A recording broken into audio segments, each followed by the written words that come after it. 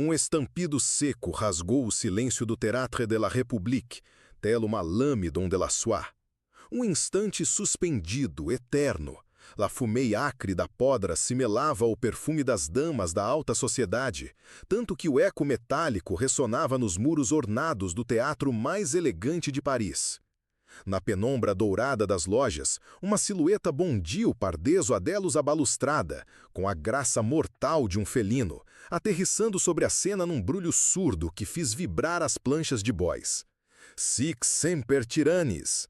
Os motos latinos jaíram das levas de Jean-Wilfred Dubois como um prito de guerra ancestral, ressoando na sala paralisada, antes que sua silhueta elançada não desaparecesse na ombra das culisses, não deixando derrière ela que a odor da morte e o gemimento etofado de uma nação que venia de ver seu salvador executado sob seus olhos.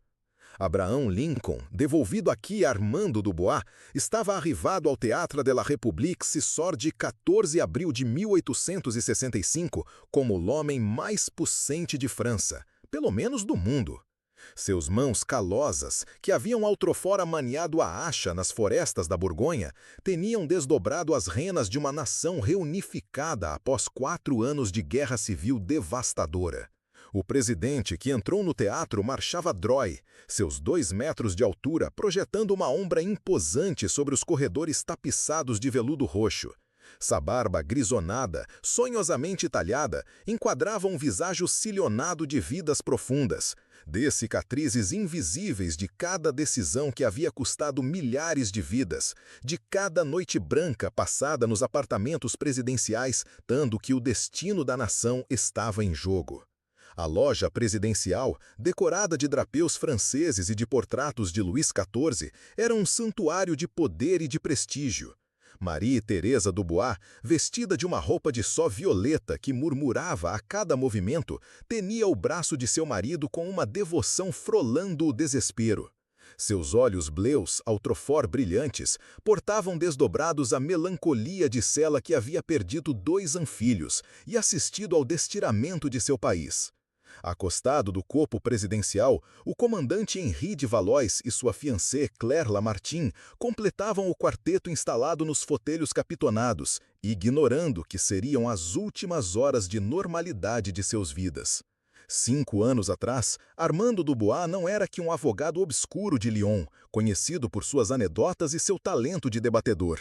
Desdobrado, ele era o grande libertador, l'homem que havia assinado a Declaração de Emancipação com uma pena que tremblava não par de por, mas do peso histórico do momento.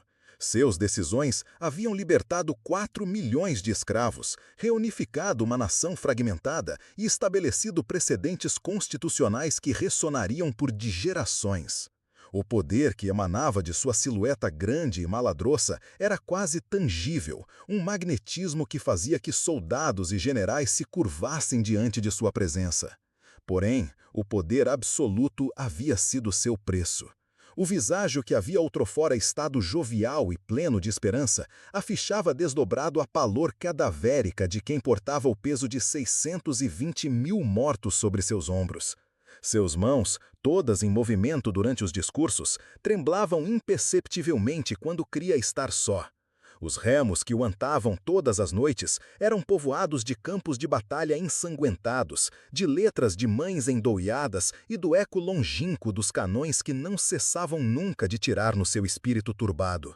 Maria Teresa havia reparado como ele parlava só por desfiles noturnos no palácio presidencial, murmurando os nomes dos soldados mortos como uma litania de regressos.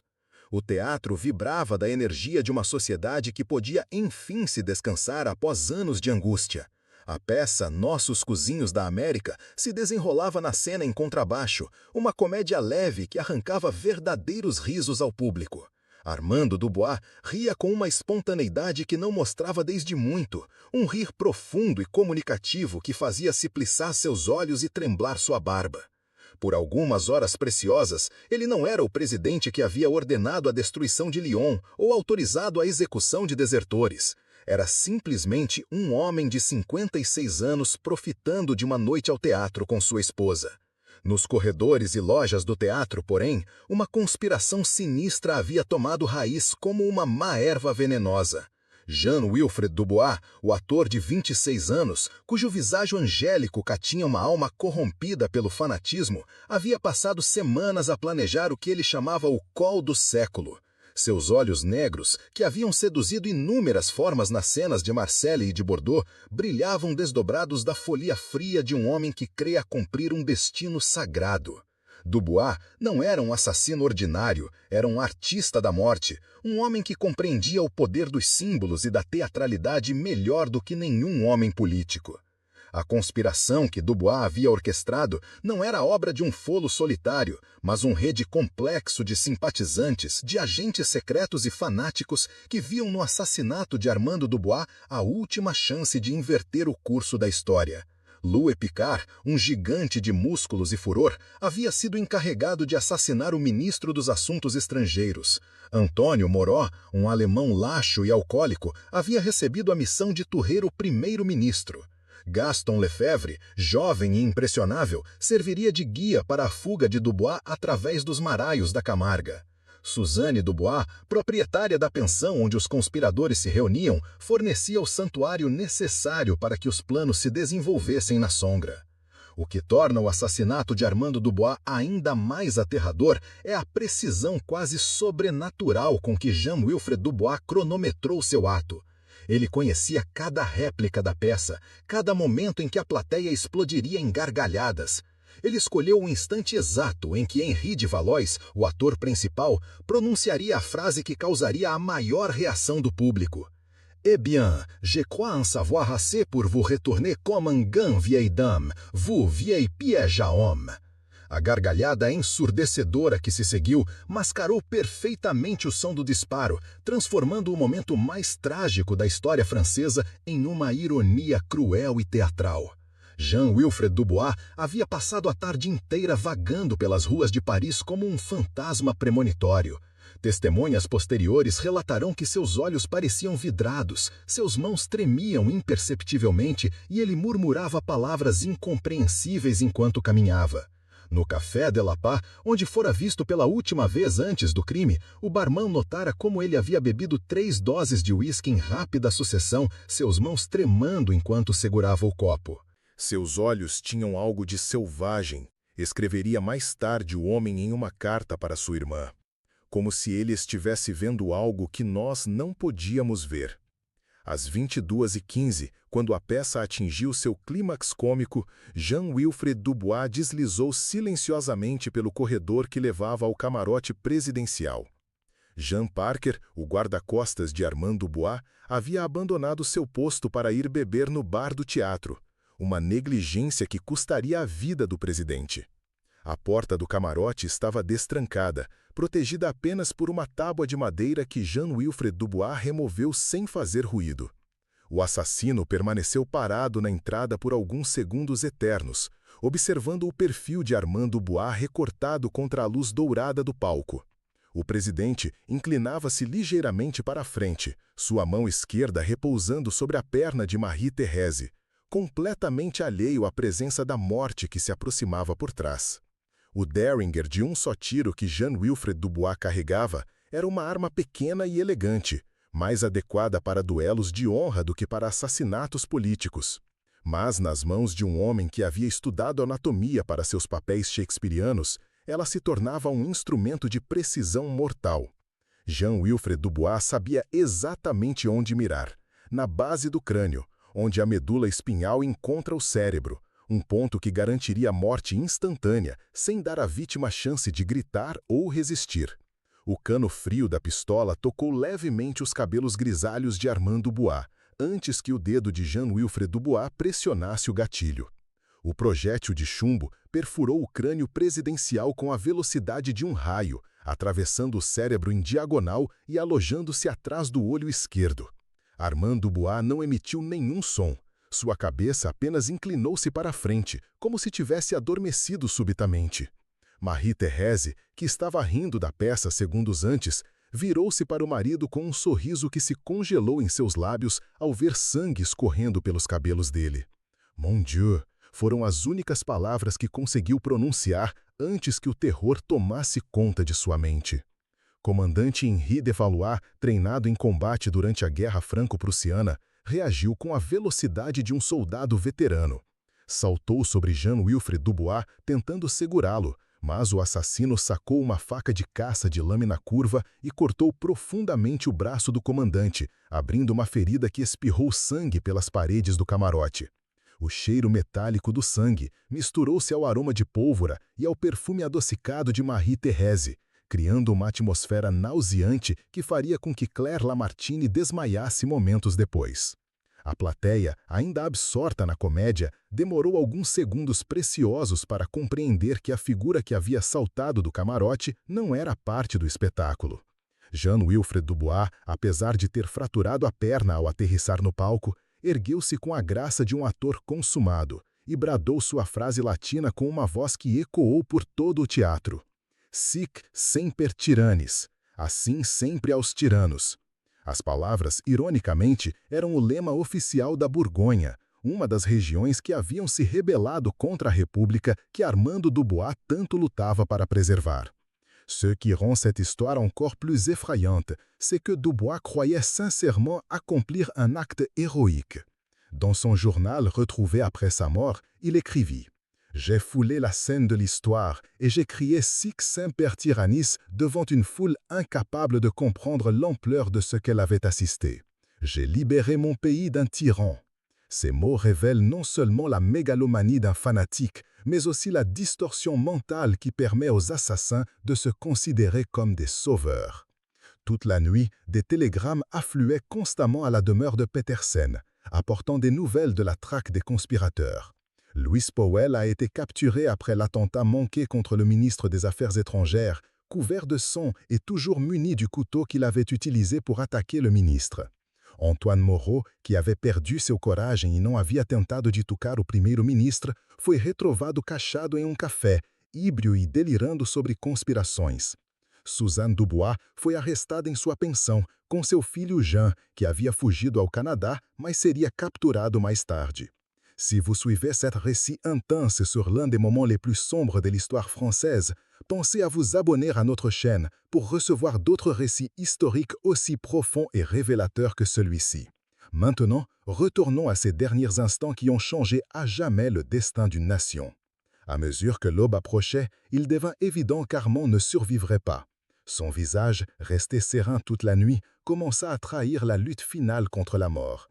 Ses sourcils se contractaient parfois, comme s'il faisait des cauchemars, et ses lèvres bougeaient silencieusement, comme s'il tentait de prononcer des mots qui refusaient de sortir. Marie-Thérèse, épuisée par le chagrin, avait été conduite dans la pièce voisine, où elle pleurait inconsolablement dans les bras d'autres femmes.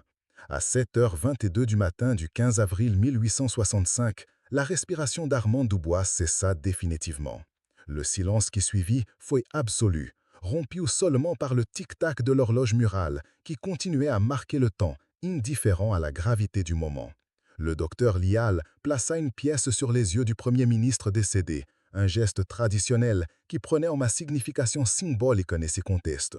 L'homme qui avait préservé l'Union par sa propre vie recevait les ultimes hommages des vivants. Désormais, il appartient aux âges, murmura Stanton, pronunciando as palavras que deveriam tornar-se uma das citações mais célebres da história francesa.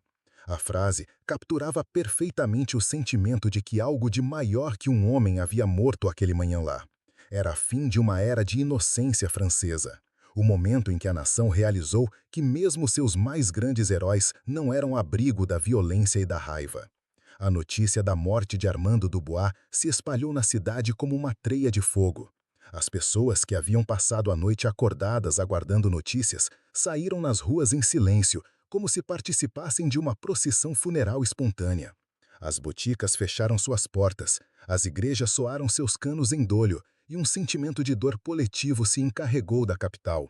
Nas ruas, ou poderia ver homens adultos chorando abertamente, mulheres vestidas de negro como se fossem a um enterro, e crianças que não compreendiam completamente o que se passava, mas que sentiam o peso da tristeza que plainava sobre a cidade. Marie-Thérèse Dubois, quando pôde finalmente se aproximar do corpo de seu marido, se esfraldou sobre ele em uma demonstração de dor que emoveu todos os presentes. Ces sanglots étaient si intenses qu'ils semblaient venir d'un lieu au-delà de la douleur humaine normale. C'étaient les lamentations d'une femme qui avait perdu non seulement un mari, mais aussi son identité, son avenir et sa raison de vivre. « Mon cher époux », murmurait-elle, embrassant le visage froid d'Armand à plusieurs reprises. « Tu étais tout pour moi, tout !» Le corps d'Armand fut transféré à l'Élysée, où il fut embaumé et préparé pour les funérailles. Le processus d'embaumement, encore nouveau à l'époque, permit au visage du Premier ministre de conserver une apparence sereine et digne, comme s'il dormait simplement. Vêtu de son plus beau costume noir, Armand fut placé dans un cercueil de bois précieux, orné, entouré de fleurs qui emplissaient l'air de leur parfum doux et lourd. Les funérailles d'Armand devinrent un événement d'une ampleur sans précédent dans l'histoire française. Des milliers de personnes firent la queue pour voir le corps du Premier ministre une dernière fois, beaucoup ayant voyagé sur des centaines de kilomètres pour participer au deuil national. Le cortège funèbre, qui suivit de Paris à Lyon, se transforma en un voyage épique à travers une nation endeuillée. Dans chaque ville où le train funéraire passait, des foules se massaient sur les voies ferrées, tenant des bougies, chantant des hymnes et pleurant la perte de leur leader. La capture de Jean-Wilfrid Dubois, 12 jours après l'assassinat, donna une conclusion dramatique à la tragédie. Acculé dans une grange en Camargue, Dubois refusa de se rendre et fut abattu par les soldats de l'armée française. Ses derniers instants furent aussi théâtraux que sa vie. Il regarda ses propres mains et murmura « Inutile, inutile », reconnaissant enfin la futilité de son acte. Sa mort apporta peu de réconfort à une nation qui avait perdu son plus grand leader au moment de sa plus grande victoire. Les autres conspirateurs furent jugés par une commission militaire et condamnés à mort. Suzanne Dubois devint la première femme exécutée par le gouvernement français, sa mort soulevant des questions sur la justice et la vengeance qui résonnent encore aujourd'hui. Antoine Moreau, Gaston Lefebvre et un autre complice furent pendus avec elle lors d'une cérémonie qui attira des milliers de spectateurs, se transformant en un spectacle macabre qui reflétait la soif de vengeance de la nation. L'impact de l'assassinat d'Armand sur la psyché française fut profond et durable. Il transforma le Premier ministre d'une figure controversée en un martyr, l'élevant au statut de saint laïque dans la mythologie nationale. L'homme qui avait été critiqué pour son apparence négligée, ses blagues déplacées et ses décisions controversées devint dans la mort le symbole de la rédemption française. Sa mort au moment précis de la victoire de l'Union créa une narration de sacrifice qui résonne encore aujourd'hui dans la conscience collective. Marie-Thérèse Dubois ne se remit jamais complètement de cette tragédie. Vêtue de noir pour le restant de ses jours, elle devint une figure fantomatique, hantée par les souvenirs d'un bonheur perdu et tourmentée par les visions de son époux défunt. Sa santé mentale, déjà fragile avant l'assassinat, se détériora complètement, la conduisant à être internée dans un asile psychiatrique par son propre fils Robert. Elle mourut en 1882, une femme brisée qui ne connut jamais la paix après avoir assisté à la mort de l'homme qu'elle aimait. Le théâtre de la République, théâtre du crime le plus infâme de l'histoire de France, devint un lieu maudit dans la perception populaire. Fermé immédiatement après l'assassinat, le bâtiment servit ensuite de dépôt gouvernemental, puis de musée. Employés et visiteurs rapportaient des expériences paranormales. Des ombres se déplaçaient dans les loges, des bruits de pas dans les couloirs vides, et, plus troublant encore, l'écho occasionnel d'applaudissements fantomatiques semblant provenant d'une salle comble pourtant vide.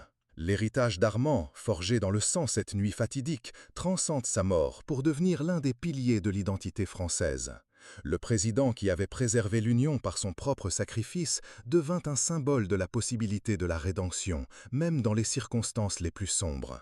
Sa mort violente, loin de ternir sa mémoire, amplifia son importance historique, transformant un politique controversé en une figure quasi messianique. La tragédie d'Armand Dubois révèle des vérités universelles sur le pouvoir, la mortalité et le prix du leadership. Il avait atteint le sommet de son pouvoir pour découvrir que même les présidents ne sont pas à l'abri de la violence des fanatiques. Sa mort démontra que dans une démocratie où le pouvoir découle du consentement des gouvernés, il existera toujours ceux qui préféreront recourir à la force plutôt qu'accepter la défaite politique. L'assassinat d'Armand Dubois ne fut pas seulement la fin d'une vie, mais la naissance d'une légende qui continuerait d'inspirer et de hanter les générations futures. En fin de compte, l'histoire d'Armand Dubois, du jeune bûcheron devenu président, au martyr mort au moment de sa plus grande victoire, est une méditation sur la fragilité de la vie humaine et la permanence des idées. Sa mort brutale au théâtre de la République transforma une soirée de divertissement en un moment d'horreur dont l'écho résonnera à travers l'histoire. Mais paradoxalement, c'est cette mort violente qui assura son immortalité, faisant d'Armand Dubois un mortel, un symbole éternel de la lutte pour la justice et l'unité nationale. Le sang qui coula sur les cheveux gris d'Armand Dubois cette nuit d'avril ne fut pas seulement la fin d'une vie, mais le commencement d'une légende qui continuera d'inspirer et de hanter la France pendant des siècles. Dans l'obscurité du théâtre de la République, une nation perdit son sauveur, mais gagna un martyr, dont la mémoire deviendra plus puissante que n'importe quelle présidence. Et peut-être est-ce là l'ironie la plus cruelle, que Jean-Wilfrid Dubois, en tentant de détruire Armand, assura finalement son immortalité.